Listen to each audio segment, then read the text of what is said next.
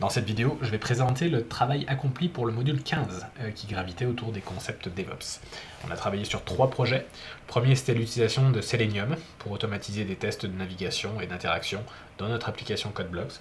Le deuxième projet, c'était d'utiliser Lighthouse sur ce même CodeBlocks pour évaluer sa qualité, notamment ses performances, et le comparer à un autre site. Et enfin, c'était un gros module de formation de l'écosystème AWS, au travers duquel on a appréhendé la philosophie DevOps. Donc, dans cette première mission, on va passer en revue les différents tests que l'on a fait avec Selenium. Le premier test consiste à naviguer d'une page à l'autre et de vérifier qu'en fait, quand on clique sur les liens, on a atterri sur la bonne page. Donc ce qu'on fait, c'est qu'on va vérifier, plutôt que de vérifier l'URL de la page actuellement affichée, il n'y a pas vraiment de test qui permet de faire ça, on va vérifier plutôt la présence d'un élément qu'on s'attend à avoir sur la page en question. Donc par exemple, si je clique sur Register, j'ai un conteneur ici qui s'appelle Register dans mon DOM, puis je vais vérifier sa présence. Donc ici, on a plein de Verify Element Presence à mesure qu'on navigue. Dès qu'on a cliqué sur le lien qui renvoie vers les pages, on vérifie ça et on vérifie la présence justement de Register Container, Login Container, etc. Donc on va procéder à l'exécution du test et voir comment ça fonctionne. Donc on relance. On arrive sur la page Login, on va sur Register, on reclique sur Login, on rentre les credentials, on va naviguer vers la page Home, tout se passe bien jusqu'à présent, Blogs aussi, Network s'ouvre bien, on se rend sur Admin, sur User Manager, on revient sur Admin pour se rendre sur Content Manager, puis finalement on va se log out et le test est fini. On voit que toutes les vérifications sont passées, donc le test est réussi. Donc deuxièmement, on veut créer automatiquement le remplissage d'un formulaire et le soumettre. Donc à ce stade-là, on ne cherche pas à faire de validation, quoi que ce soit. Le but, c'est simplement de cliquer sur les inputs et les remplir, et ensuite soumettre.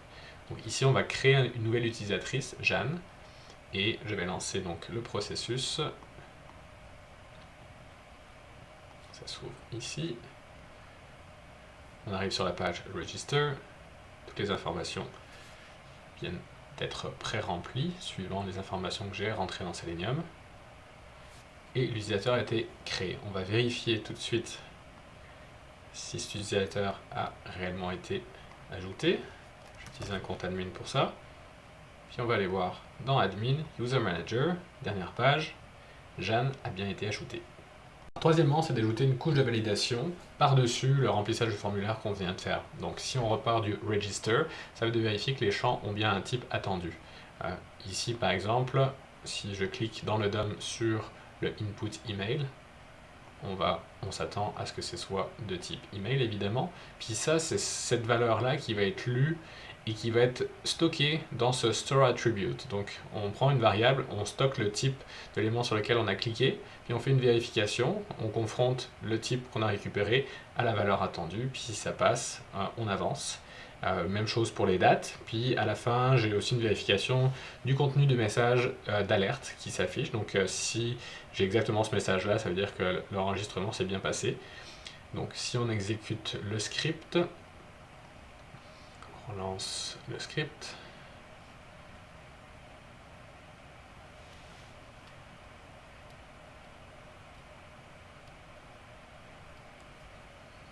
Donc là, tout est pareil, sauf que les vérifications supplémentaires passent. Et assort texte à la fin passe aussi. Si je fais par exemple un typo, ou si je modifie volontairement, par exemple email 2, peu importe, et puis ici je vais faire une coquille, je vais dire 2 aussi, je réexécute le code. Là, cette fois-ci, on devrait avoir des messages d'erreur qui pop. Donc voilà, la vérification ici au niveau du email n'est pas passée. Puis on s'attend que assert text et un fail également. Et voilà. Puis j'ai fait plusieurs autres tests de validation. Donc par exemple au niveau du login, si je rentre les mauvais credentials, je vérifie que le toast qui apparaît a bien le bon message d'erreur. J'ai aussi une confirmation que le num child de cet élément est créé une fois que je fais un post, puis je compare les valeurs des textes pour un commentaire également. Donc si je fais tourner simplement celui-ci pour avoir une démonstration, rentrez-moi avec credentials,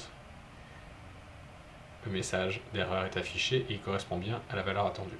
Pour ce quatrième test, on vise à vérifier que notre site est bien responsive, donc il s'adapte bien à des tailles d'écran différents, donc de desktop à mobile. On va venir changer le window size quand on navigue d'une page à l'autre. Donc démonstration, on arrive tout d'abord en mode desktop sur la page de login. On va switcher tout de suite en mode téléphone, on voit que tout s'adapte bien. On vire sur Register, on a une colonne d'input. En desktop, on a deux colonnes d'input. On revient sur le login. Là, on est en mode desktop. On va arriver sur Home en desktop. Là, on a les icônes et les titres qui s'affichent. Puis dès lors qu'on réduit en téléphone, la barre latérale devient plus que des icônes. Donc ça fonctionne bien. La cinquième tâche était de créer en fait des automatismes pour des tâches très répétitives. Donc par exemple, quand on est dans une phase de test, on a envie de créer plein d'utilisateurs, mais pas se soucier du fait que celui-ci peut déjà exister, et puis ça peut créer un problème lors de la création d'un nouveau user, si la base de données ne l'autorise pas. Et bien ici, par exemple, lorsque je crée le nouveau user, je prends mon nom, c'est Alphonse, puis je lui concatène un new number qui est généré de manière random avec ce script-là. Donc à chaque fois que j'exécute le script, il y a un nombre random dans ce range. Là j'ai mis 5000, ça pourrait être plus. Et une adresse email aussi avec ce nouveau nom est utilisée. Donc on utilise des variables, des stores pour faire ceci. Puis j'ai fait un deuxième automatisme, là c'est par exemple de filtrer des posts dans une plage de dates. Ça peut être long des fois à chaque fois de revenir et puis de rentrer manuellement les dates. Donc ça automatise le process. Donc voyons ça en action.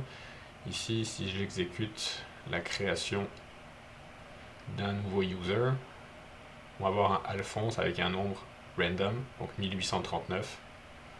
L'adresse email va suivre le même prénom.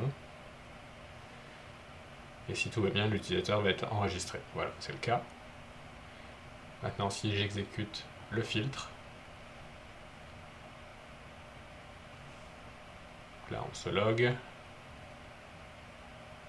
on va dans Admin, Content Manager, puis ça va tout de suite rentrer les dates que j'ai demandées, et les deux posts correspondants s'affichent. La deuxième mission de la semaine, c'était l'utilisation de Lighthouse. Donc c'est un outil de Google qui sert à évaluer la qualité d'une page web. Donc il va se baser sur différents tests, puis à la fin donner une note globale et un rapport détaillé avec une couple d'améliorations à envisager pour chacun des points. Donc on a la performance, ça fournit des métriques comme le temps de chargement.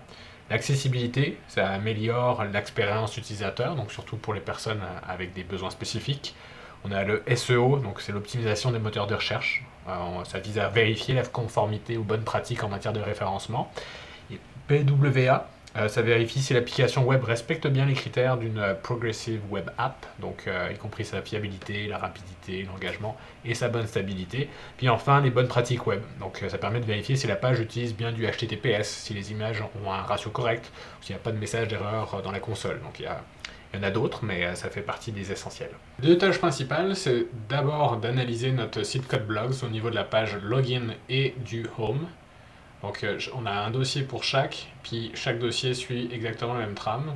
On étudie le site dans sa version desktop, puis il y a l'accessibilité, best practice, performance, PWA, SEO. Puis pour chacun des dossiers, on a une page HTML avec le rapport et une analyse comment améliorer les points. Donc au niveau de l'accessibilité, pas grand chose à dire, on a une bonne note, mais quelques petites améliorations au niveau du contraste du background et du foreground par exemple qui pourraient être améliorées. Ensuite, au niveau des best practices, pareil, 95%, on est dans le vert, donc pas besoin de donner plus d'explications que ça. Là où c'est plus intéressant, c'est pour les performances. Le gros point qui impacte, en fait, c'est la taille des images à charger. Donc on nous suggère de compresser ces images-là, puis d'utiliser des lazy loading ou preloading. Donc ça, c'est de rajouter dans le code des informations qui vont permettre en arrière-plan de précharger ces images. Donc ça, ces instructions-là sont faites dans les headers.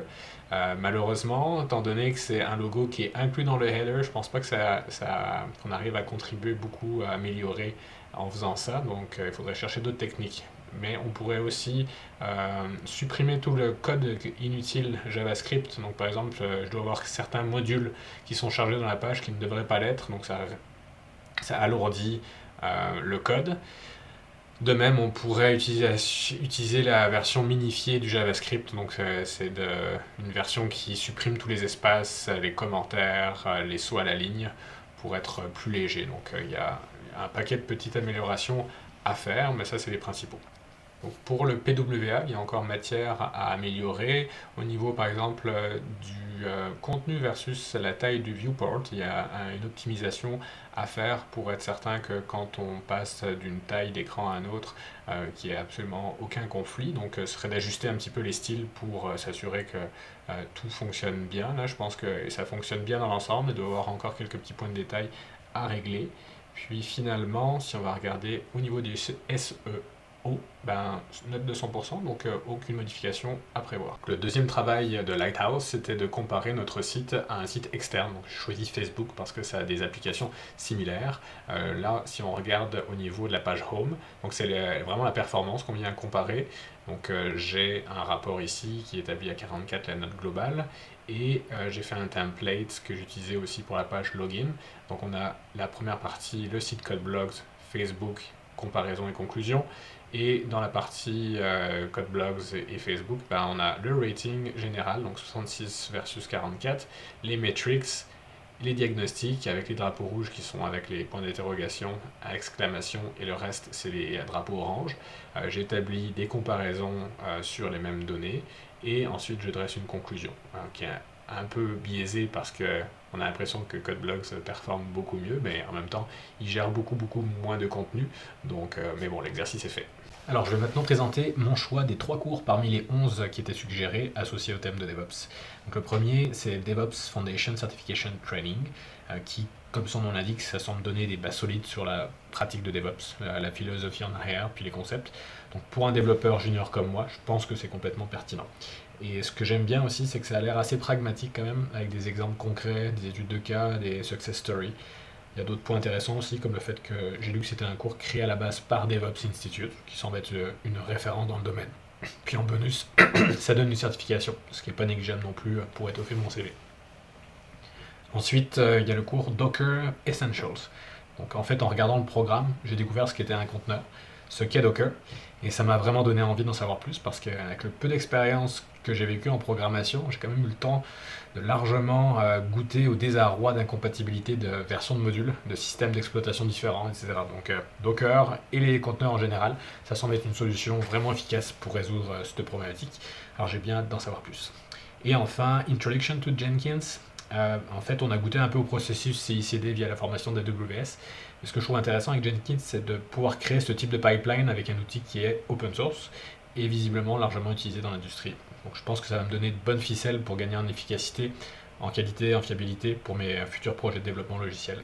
Et puis si je me rappelle bien, je pense qu'on nous avait suggéré d'ailleurs chez Codebox de suivre une telle formation, donc ça me confirme que ça doit être pertinent. Donc on avait aussi un petit argumentaire à faire pour faire ressortir les avantages de AWS CLI versus la console. Donc en gros, AWS CLI c'est parfait pour l'automatisation et les scripts. Ça le rend en ce sens bien plus efficace que l'approche graphique de la console. Donc avec le CLI, on gère facilement plusieurs ressources simultanément. Ça s'intègre bien au script et ça convient dans ce sens aussi très bien au flux DevOps. Donc la CLI, elle permet notamment d'utiliser des fichiers de configuration pour gérer efficacement plusieurs profils AWS. Elle consomme moins de bande passante, elle est adaptée aux environnements avec une connectivité limitée, et ça offre un accès en ligne pour une meilleure fiabilité. Donc bref, comparativement à la console graphique, la CLI d'AWS, c'est plus rapide, c'est automatisé, et ça s'adapte mieux à divers scénarios. Et enfin, dernière mission, pas des moindres d'ailleurs, c'était de faire la formation DevOps Engineer Learning Plan offerte par AWS. Donc en fait, j'ai produit un document résumé pour chacun des 6 grands thèmes abordés. Donc on voit que j'ai produit un document avec un format similaire pour chacun des 6 titres. J'ai travaillé en fait à faire des petits résumés pour chacun des modules. Et j'ai trouvé le sujet quand même super intéressant. Ça m'a permis à la fois de mieux comprendre le processus DevOps, mais aussi de me familiariser avec cet écosystème logiciel qui est très connu et réputé, et qui s'intègre parfaitement dans cette philosophie de DevOps dans laquelle on vient de plonger. Donc Maintenant, j'ai une bonne idée de ce qu'on peut faire, entre autres avec AWS Code Commit, Code Build, Code Deploy, Code Pipeline, Elastic Beanstalk, Lambda, CloudFormation, Code Guru, puis j'en passe. Surtout, ça m'a permis aussi d'avoir une compréhension générale de comment ils interagissent les uns avec les autres.